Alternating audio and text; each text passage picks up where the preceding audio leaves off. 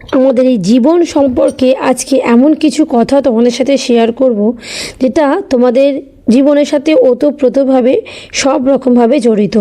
তোমরা যদি পুরো ভিডিওটা শেষ পর্যন্ত দেখো তাহলে দেখতে পাবে মেয়েদের পুরো রূপটা কিন্তু আমি এই একটা ছোট্ট ভিডিওর মধ্যে তুলে ধরার চেষ্টা করেছি, যে আমাদের প্রতিটা মেয়েকে ঠিক কী কী পর্যায়ের মধ্যে দিয়ে জীবনে যেতে হয় আর কোন কোন পর্যায়ে ঠিক কী কী ফেস করতে হয় সেই সমস্ত কিন্তু এই ভিডিওর মধ্যে আছে।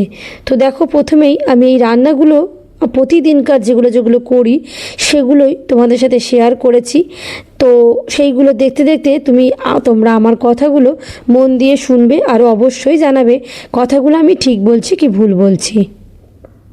আপনি জানলে অবাক হবেন, গর্ভাবস্থায় শিশুর শরীরের কিছু কোষ মায়ের রক্তে প্রবেশ করে এবং পরে আবার সেই শিশুর দেহে ফিরে যায়।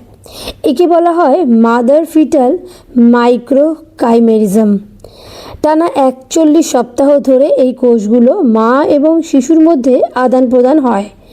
শিশুর জন্মের পরও অনেক কোনো কোষ মায়ের শরীরে থেকে যায় এবং তার টিস্যু, হাড়, মস্তিষ্ক এবং ত্বকে স্থায়ী ছাপ ফেলে দেয়। এই কোষগুলো প্রায়শই দশকের পর দশক ধরে মায়ের শরীরে টিকে থাকে। মায়ের পরবর্তী প্রতিটি সন্তানের কোষও তার শরীরের ওই একই রকমভাবেই প্রভাব ফেলে। এমনকি গর্ভধারণ অসম্পূর্ণ হলেও বা গর্ভপাত হলেও এই কোষগুলো রক্ত প্রবাহে ছড়িয়ে পড়ে। যদি কোনো কারণে মায়ের হৃৎপিণ্ডে আঘাত লাগে তখন সন্তানের কোষ সেই আঘাতের স্থানে ছুটে যায় এবং এমন ধরনের কোষে রূপান্তরিত হয় যা হৃৎপিণ্ডের ক্ষত সারাতে বিশেষ ভূমিকা রাখে। এই কারণেই গর্ভাবস্থায় পরবর্তী সময়ে মায়ের শরীরের অনেক রোগ আপনা আপনিই সেরে যায়। গবেষণায় দেখা গেছে সন্তানের জন্মের 18 বছর পরও মায়ের শরীরে সন্তানের কোষের উপস্থিতি থেকে যায়।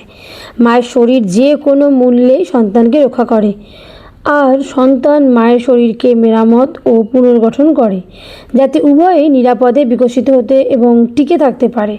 এজন্যই বলা হয় মা এবং শিশুর সম্পর্ক হলো পৃথিবীর সবচেয়ে সুন্দর সম্পর্ক।